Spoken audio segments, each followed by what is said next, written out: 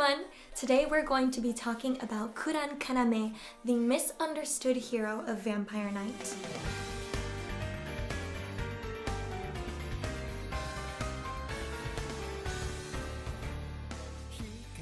Kaname-sama, or Kuran Kaname, or Kaname if you're Yuki, is probably one of the most controversial characters in the entire Vampire Knight show. Well, in the anime, he's not so much controversial as he is kind of hated. And honestly, if your context is just the Vampire Knight anime, I understand where that comes from, because that was me. I want to start by saying that I am 100% a Zero girl, okay? Zero is my life. He is my one and only. He's my ride or die. I would do anything for that boy. But after reading the Vampire Knight manga in its entirety, I'm conflicted, guys. Kaname is kind of great. Okay, so I want to start by first talking about who is Kaname-kuran, or Kuran Kaname, however you're supposed to say it. Aside from just being the very attractive, dark, tall, and handsome looming vampire figure that is a romantic interest in Yuki's life, Kaname happens to be the progenitor of the entire Kuran family line. The progenitor is basically the person who started the entire family line, so he is the Kuran family's founding father. In my last video, I gave some context as to what the anime left out, because it left out a lot, and that's kind of why I'm making this video, because I never expected that I was going to be on Team Kaname? So what I mentioned in my last video is that something I noticed in the Vampire Knight anime after reading the manga and after a bajillion rewatches, which I don't know how I didn't pick it up before, but Vampire Knight takes place in a sort of post-apocalyptic world. It seems like there was some downfall of society, and this kind of Mad Max type world rose out of the ashes of that society, and from there rose these vampires. The main thing about Kaname is that ever since he was born, he's hated himself, which is very sad. He has always considered himself an abomination and a monster, and someone who's not really worthy of being alive. Something that we see in the manga is a flashback of Kaname allowing people to just berate him and, you know, just say all these nasty, horrible things to him, and he never fought back. We don't know if he had parents or family. I don't think he did. I'm not really sure how he was turned into a vampire.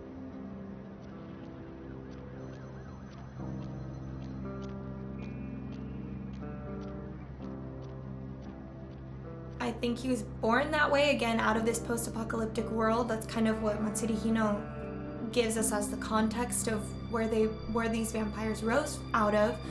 From the beginning of Kaname's existence, he seems to have just been living in pure self-hatred and just seething in that. Also, there is a plot hole that we don't really know who Kaname started his family line with. There is only one other woman in his past that we ever see mentioned in the manga, and it's this hooded woman who Kaname befriends and finds in this post-apocalyptic world, but they never had children together, I don't think, because this hooded woman also wanted to put an end to vampires. They basically were martyrs for their own existence. They didn't think that they should be alive, so I don't assume that they would have had a kid together or procreated. Maybe the only thing I can think of is like Kaname maybe had a little promiscuous night of fun or something, or maybe he turned someone by biting them. I don't know. So that is kind of like a little plot hole that is left in the story. So anyway, Kaname is in love with this hooded woman who also hates herself. They love each other because they hate themselves, but then they also love each other very much. It's a very complicated relationship, as you can see. And the whole plan was that Kaname was going to sacrifice himself because he realized that the only thing that could kill vampires was basically creating a weapon that could kill them themselves. Okay, well, maybe a vampire can kill you, but then who's gonna kill that vampire when they're the only one left, because nobody else can kill that vampire, so they needed weapons for it? I don't really know. They just made this origin medal, and this origin medal ends up being made out of the soul, the soul or some part of the essence of a vampire. And like I explained in my last video, that essence happens to be the strongest or the most potent in the heart. So the hooded woman sacrifices her heart so that the generation of vampire hunters that were created by the hooded woman letting humans drink her blood, and they aren't vampires, but they do have vampire blood in them, and they pass that down along the generations of their existence in their family. So honestly, vampire hunters are probably just as pure blood, like, you know, keep to themselves as the vampires are, I would assume, because you have to have the vampire blood in you to be a vampire hunter, or at least to be strong, to be a strong vampire hunter. So this hooded woman ends up sacrificing herself, and Kaname is upset because he was the one who was going to do that.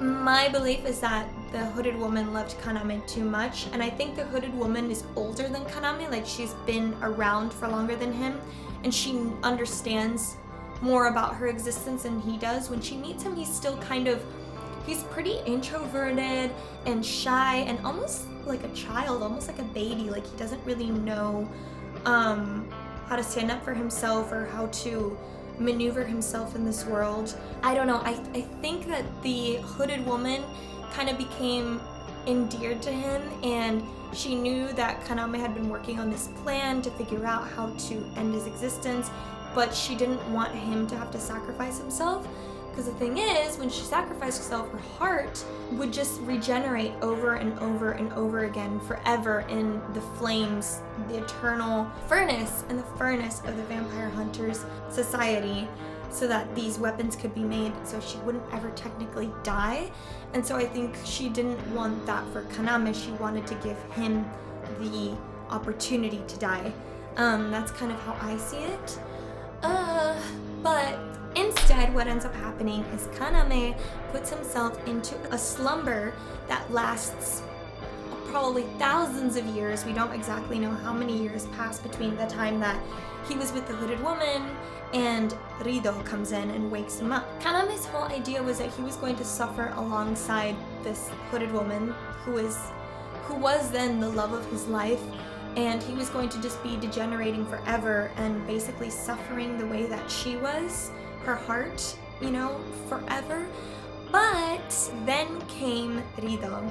Now Rido is the uncle of Yuki, and he is the brother of Haruka and Yuri, who are Yuki's parents. So there's all these jealousy issues that are happening in the Kuran family of the modern day. I spoke about this in my last video, but Rido really likes Yuri, and he can't have her, and she ends up marrying Haruka, and Rido just becomes insanely jealous and upset about this fact, and so he wants to get revenge by basically becoming the most powerful vampire in his family.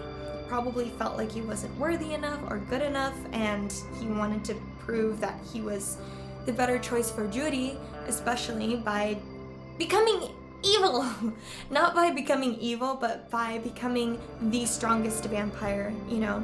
Yuri and Haruka's first child happens to be a boy, and they named this boy after the progenitor Kaname. So Rido gets this wonderful idea that he's going to use this baby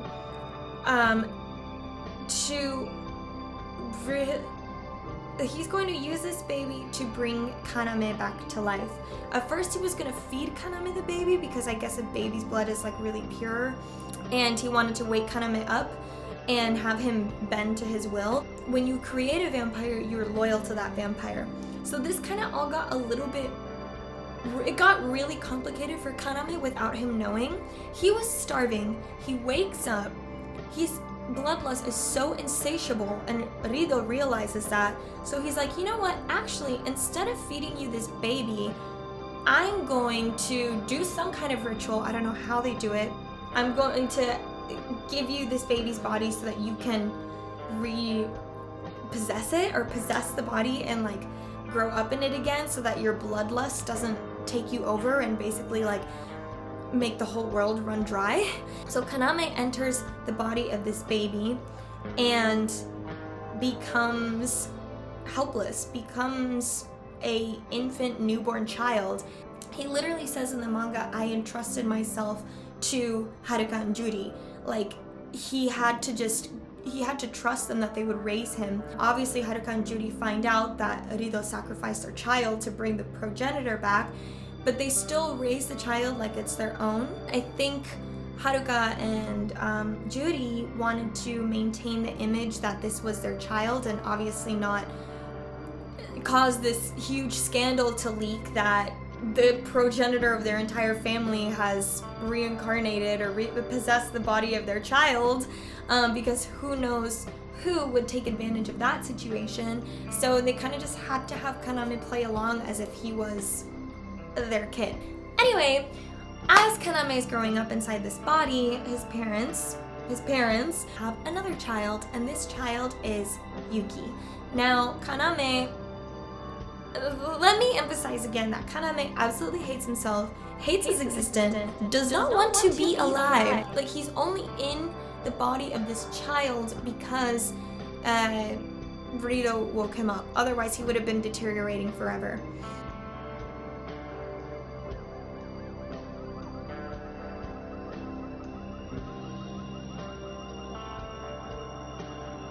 When Haruka and Judy had their next child, Yuki, Kaname saw her and fell in love with her. And this is actually very similar. It parallels to what we see happen with Rido when he first saw Judy. He fell in love with her. And that's actually something that was in Fleeting Dreams, which is a book that was an extra book of side stories with Vampire Knight. And I actually read the excerpt of the part when Rido talks about him seeing Judy for the first time in my last video, so you can go back there and listen to it if you like. But it's a parallel. So Kaname sees Yuki as a baby and he's like, oh my gosh, maybe it's because of the pureness and the innocence of her, but he absolutely falls in love with her and declares right there on the spot that she is his reason for living.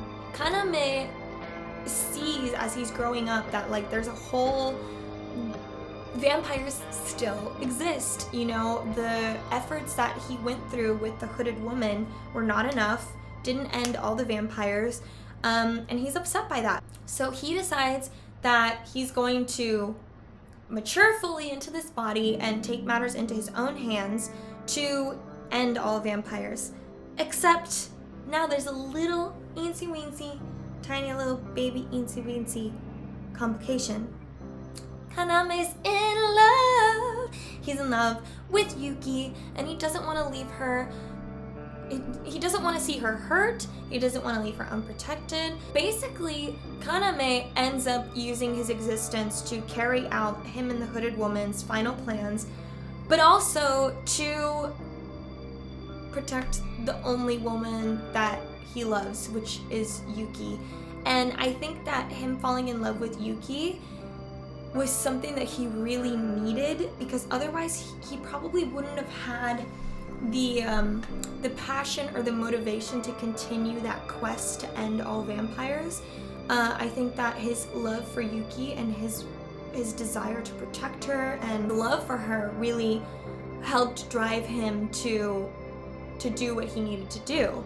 Now, because of that, Zero comes in, and like I mentioned in my last video, he uses Zero as kind of a reminder that that him loving Yuki and that him being alive is a sin. Like that it's a sin. That basically he should not be allowed to experience any of this stuff.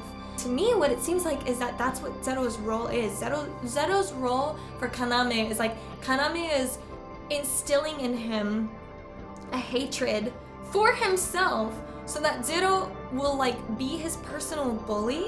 It's really sad, but Kaname already doesn't like himself. Him loving Yuki is a complication for him, and he doesn't want that, but he loves her against his will.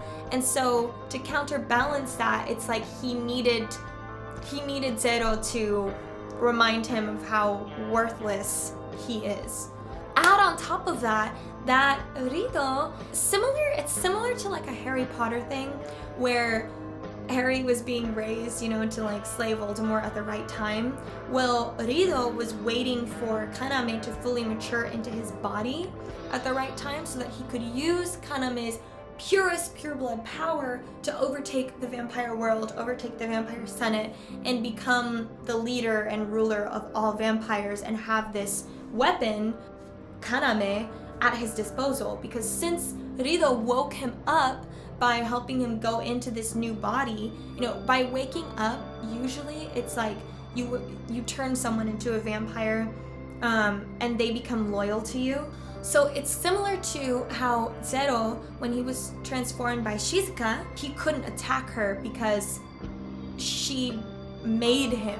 Same thing with Kaname, he can't attack Rido because Rido technically ended up creating him again, or like waking him up and giving him new life. And Rido knows this, and that's why it became really complicated from the get-go for Kaname, because suddenly he was in someone else's hands, and he fell in love with Yuki, and so now it's like, God, Rido is doing all of this because he's jealous of Haruka for getting Judy, and Yuki happens to look exactly like Judy, and Rido is this psycho weird guy that was gonna do who knows what to Yuki, just like to make up for the lost moments that he could have had with Judy. And Kaname is in love with her, and it's a lot of stuff. So here's the thing. People are like, okay, Kaname and Yuki's relationship is weird and all this stuff. I think that Matsuri Hino really gave us a clear and very complex, interesting background as to what Kaname's role with Yuki is. It's kind of like a blessing and a curse for him that Yuki ended up in his life. Okay, so now I want to talk a little bit about how Kaname went about getting his goal. So here's what I would like to describe Kaname as, okay? He's basically like if Griffith from Berserk wasn't a piece of you know? He's beautiful, he's godly, everyone's in love with him, but he's kind of a loner, very charming. He can kind of get people to do what he wants them to, but he doesn't outright ask. It's like he is manipulative tactfully, and he's doing it for a good cause, but that cause also includes the people that he has charmed into helping serve him, which are the aristocratic vampires. Kaname's overall goal is to end all vampires, and these aristocratic vampires that are, you know, drawn to him become his friend and become loyal to him without even really knowing what his goals are, which in some way kind of reminds me of like the Band of the Hawk. You know, these people, they gravitated towards Griffith because he gave them a place to belong, gave them a sense of being important, of being needed and valued. And I think a lot of these aristocratic vampires felt the same way with Kaname. He never explicitly asked any of them to follow him, they just kind of did. Also because he was a lord, you know, and people respected that, but the aristocratic group of vampires that we see, they particularly take a liking to him as friends. They just respect him. They follow him, and they want to be on his side no matter what the context is, even though they don't know that the context is actually the end of their existence. The reason I kind of say that he's like Griffith from Berserk is because where Griffith sacrificed all his friends, Kaname didn't want to do that. He saw his friends as he loved them. He loved all these people that he ended up meeting along the way that he told himself were kind of like a personal little army that he was creating to protect Yuki. So what ends up happening is that Kaname starts to see the aristocrats as his friends, and because of this, he values them and he doesn't want them to get hurt. Honestly, because they respect him so much is probably why they end up understanding his point of view. I don't know if any of them had ever thought before, hey, we shouldn't exist, you know? Or if they saw being a vampire as a burden because they were just born like that. But eventually Kaname kind of, I think, put the idea in their heads of mortality and how long should their existence go for and be. And eventually, like, you know, we see Idol continues Kaname's research to create a cure that will turn vampires back into humans. So where does Zero come in now? Once Rido came back and woke up, and once Yuki woke up, it was kind of like Rido was like, oh my gosh, Judy, you're back, because Rido's crazy. And he was like, okay, now is the perfect time. I know that my Kaname little drone is mature and grown up now, so I'm gonna go and enact all the horrors that I was setting out to, that I was waiting to while I was in this slumber for so long. So it happens to be the most perfect coincidence in the world that the man that hates vampires possibly as much or even more than Kaname, with the fervor of the hatred Eren Yeager had towards Titans at the beginning of Attack on Titan, that this guy happens to be in close proximity to Yuki, the love of Kaname's life. So Zero basically becomes another person that Kaname manipulates. Tactfully. All of his manipulations are on purpose, but he ends up really respecting and loving even the people that he is manipulating. So he's manipulating them because he loves them, which is not usually two things that go together, you know? He's being selfish, but at the same time he's being protective of them, or just, yeah, it's kind of it goes deep. So the whole thing with Kaname and Zero is that while with the aristocrats, they all follow Kaname almost blindly because of how much they respect and love him, Zero does things to defy Kaname by working against Kaname, like what Zero thinks is against Kaname, which is like, you know, hating him, wanting to end all vampires. In the meantime, Kaname's like, yeah, keep it up, dude, that's exactly what I want. And because of this, seeing that Zero and Yuki have a very close relationship and everything, Kaname is basically bestowing Yuki upon Zero. He loves Yuki so much, he knows that he's not going to be with her forever in the way that he wants. So in the meantime, while his plans are being carried out, he's basically building up Zero to be the perfect partner to replace him, to be with Yuki. Kaname trusts Zero because of his hatred for vampires, because of how strong he is, because of how strong his morals are. And the only person that he would feel comfortable if he was gonna leave the world, the only way he would feel comfortable is if Zero was still there with her, which is why he gives Zero his blood. He's like, you are becoming my personal knight for Yuki, because I can't. I literally can't do it, because when Rido wakes up and Yuki's there and he wants me to do something to her, I'm not going to be able to stop because it controls me. So Zero, you have to be Yuki's knight.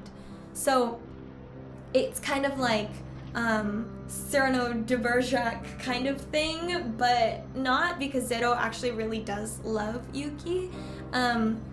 But what's funny is that this seems to be kind of like a love triangle thing. When you're watching an anime, you're like, oh my gosh, like, love triangle, two vampires, a girl, blah, blah, blah, all this stuff. But no, actually, Kaname always knew that he was never going to end up with Yuki, or that he was going to be able to have her. That's what makes this so devastating to me, is that he was literally hoping that this man that he was like raising and manipulating to bully him would end up with the girl of his dreams. Zero is like if Kaname knighted him to protect his queen. He's Kaname's vampire knight. And Kaname is just the vampire knight. Ugh.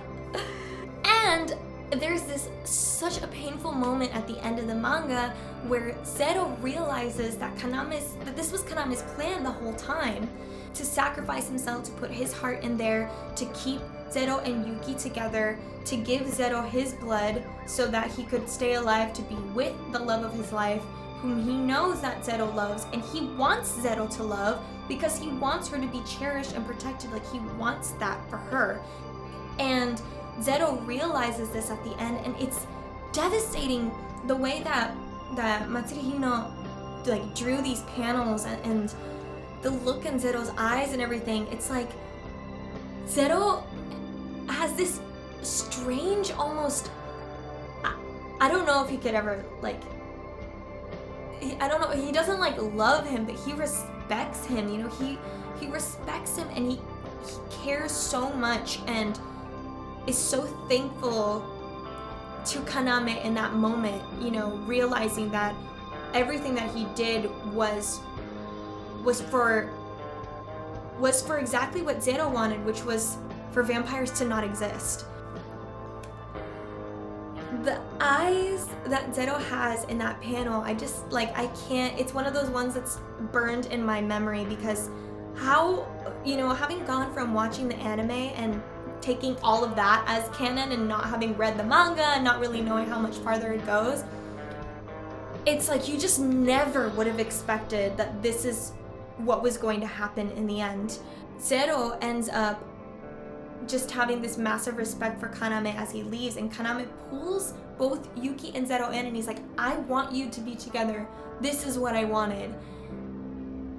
I mean, he's the most selfless person. It's like, yes, you see him manipulating all these people and it seems very selfish, and he was, but it's because it's so sad. It's because he doesn't believe that he should be alive, that he should exist.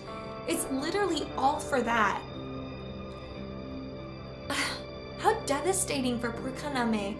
I mean, he didn't even get to really be with Yuki. It's like every moment that he was with her, he knew it was wrong.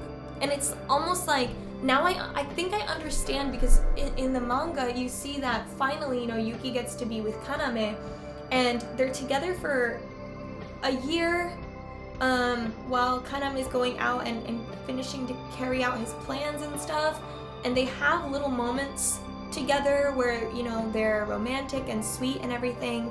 And I was mad when I read that part in the manga. I was really upset, because I was like, dude, you finally got her and you're not cherishing her, like you're not being with her every moment that you can, then like let Zero have her. What was the point of just having her trapped in this underground bunker for the rest of her life, like when she was a kid?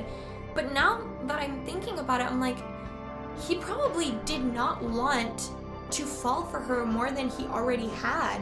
Like he was probably scared that if he truly acted like a couple with Yuki and lived a life like that with her, that he would not have the guts to be able to carry out his plan. So I don't know if that's what was intended. I just know that I was really mad when I was reading the manga because he wasn't cherishing her, but now, you know, talking about it and thinking back on it, I'm like, that's probably what it was, is that he didn't want to get more attached to her than he already was, which, I mean, he knew her when she was a baby, and he was protecting her his whole entire life. Some part of that had to be the reason why Kaname wasn't around with Yuki. And then on top of that, for Zero to realize that, okay, the reason that he was so horrible and seemingly manipulative to me is because he wanted me to be with Yuki. He wanted us to be together. And that must be such a crazy moment to realize the man that you thought you absolutely hated more than anyone in the world was actually always on your side. And as he's literally ripping his heart out to create weapons that will end the existence of people like him, holy cow, like what is Zero supposed to do with that information all of a sudden, you know? That's why I really feel like Kaname has a really bad rap.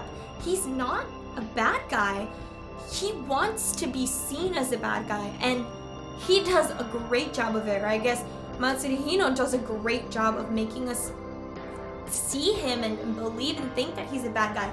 I genuinely hated Kaname during the period of time when, like, after the anime, during the manga. During the anime, he wasn't my favorite. I didn't want Yuki to end up with him. I always was Team Zero, always wanted her to end up with him. That was always like the better relationship to me. But I especially started hating Kaname with the manga as I was reading how he was like getting all these vampires to hate him and doing all these things and not caring about Yuki. He used Yuki in the end, he manipulated Yuki in the end to convince vampires to turn against Kaname so that Kaname could... Man, this is so complex. He even made Yuki turn on him. And then at the very end, those last panels are when you realize, like, wow, Kaname really loved Yuki so much that he tried to not get her involved with his plans and try to keep her safe by helping her to be on like the right side of history. This is so complex.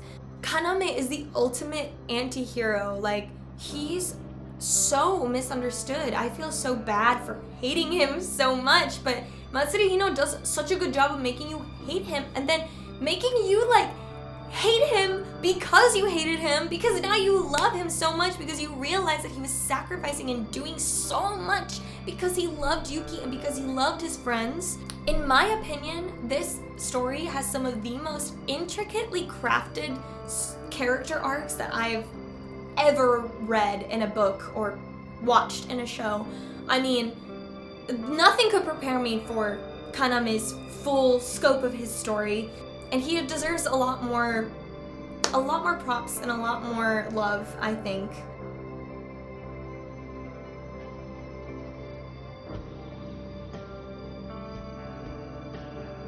And I just want to go into a little bit of a mini spoiler now, based on Vampire Knight Memories, which if you've read it, I do understand why Yuki and Zero are having such trouble finally being together because of everything that they experienced with Kaname, but I'm just so bored. I just want them to be together now. Like, I get it. Kaname did all this sacrifice and I get it. I really get it because I'm also conflicted, but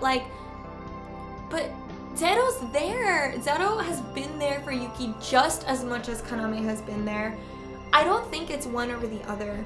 And I can understand her grieving Kaname, but, you know, one thing that we see with Yuki is that her thirst could not be satisfied with Kaname alone. Again, this is all explained in my last video, but vampires' thirsts can only be really, truly quenched by drinking the blood of the person that they love. When she was drinking just Kaname's blood, she wasn't fully satisfied because she loved Zero.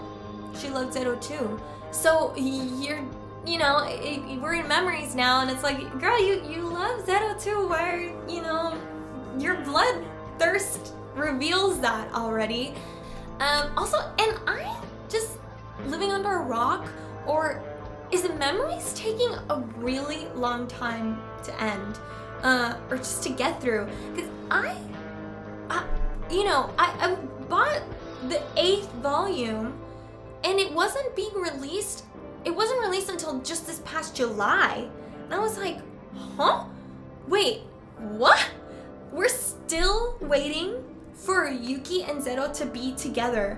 I mean, I think when I looked at the past Vampire Knight, it was like 2017 2016, I believe, that volume 7 came out, which is still like a long time when you consider just how long this anime has been out for, the manga's been out for.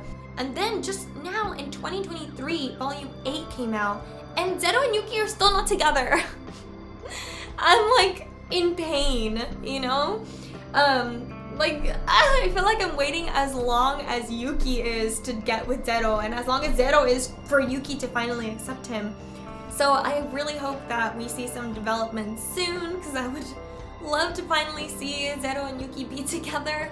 And also, I don't really know if that's usual for mangas, that they take that long. This is the first manga that I've really been following, you know, for this long of a time, so I don't know how long releases usually are, but that seems like a long time for volume 8, you know? And for the story to still be incomplete. But a cute thing about Memories is seeing how Kaname's life as a human has been going.